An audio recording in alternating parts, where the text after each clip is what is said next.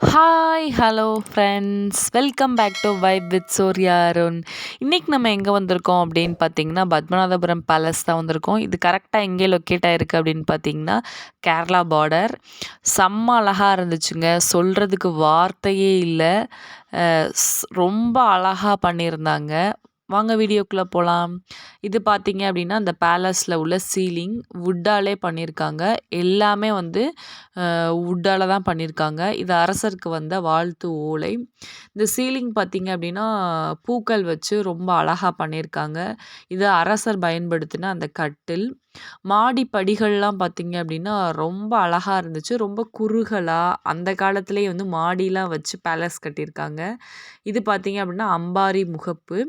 அரசர் வந்து திருவிழா காலங்கள்ல வந்து மக்கள வந்து பார்க்கறதுக்காக வரக்கூடிய இடம். இது பார்த்தீங்க அப்படின்னா, அவங்க பயன்படுத்தின அந்த ஊஞ்சல், அது மட்டும் இல்லாம கழிப்பறை. அந்த காலத்திலேயே வந்து பார்த்தீங்க அப்படின்னா, கழிப்பறைலாம் வந்து ரொம்ப அழகா வச்சிருந்தாங்க.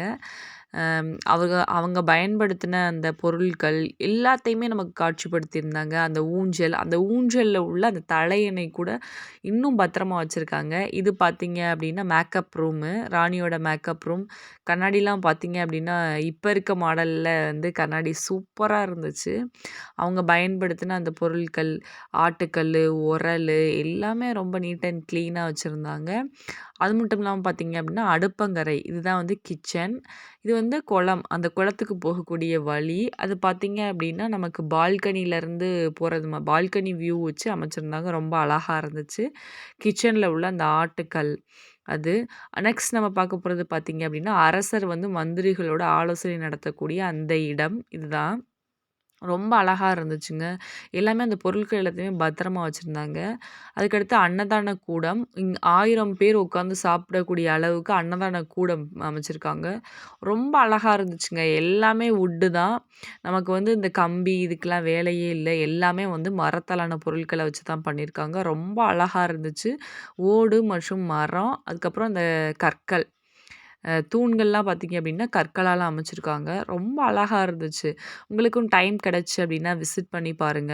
இதோட ஓப்பனிங் டைம் பார்த்தீங்க அப்படின்னா, மார்னிங் வந்து ஓப்பன் பண்றாங்க. கரெக்ட்டா 12:30க்குலாம் வந்து க்ளோஸ் பண்ணிர்றாங்க. நீங்க மார்னிங் பார்க்கணும் அப்படின்னா, 12:30க்கு முன்னாடி வந்தா தான் வந்து பார்க்க முடியும். அதுக்கப்புறம் பார்த்தீங்க அப்படின்னா, 12:30க்கு க்ளோஸ் பண்ற டிக்கெட் கவுண்டர் வந்து திரும்ப வந்து 2:00 தான் ஓப்பன் பண்ணுவாங்க. ஸோ, நீங்க வந்து கரெக்ட்டா அந்த ஓப்பன் பண்ணியிருக்க டைம் பார்த்து நீங்க போய் விசிட் பண்ணுங்க. இல்ல அப்படின்னா, நீங்க வெயிட் பண்றது மாரி இருக்கும். ரொம்ப அழகா இருந்துச்சுங்க ஒவ்வொன்னுமே. அந்த காலத்துல இருக்கக்கூடிய ஓவியங்கள் எல்லாத்தையுமே ஃப்ரேம் பண்ணி ரொம்ப நீட்டா வச்சிருந்தாங்க. இது பார்த்தீங்க அப்படின்னா கழிப்பறை. அந்த மேல உள்ள சீலிங் வந்து ரொம்ப அழகா அமைச்சிருந்தாங்க. எல்லாமே மரம் தாங்க. இது வந்து அரண்மனையோட கொல்லைப்புறத்துக்கு நம்ம வந்துட்டோம். இது வந்து கிரவுண்ட் ஃப்ளோரு. மேல வந்து அது வந்து ஃபர்ஸ்ட் ஃப்ளோர். ரொம்ப அழகா அமைச்சிருந்தாங்க. அந்த காலத்திலேயே வந்து மாடிலாம் வச்சு, அதுக்கு படிகள்லாம் கூட மரத்தால வந்து வச்சு சூப்பரா இருந்துச்சு. உங்களுக்கு டைம் கிடைச்சு அப்படின்னா, கண்டிப்பா விசிட் பண்ணி பாருங்க.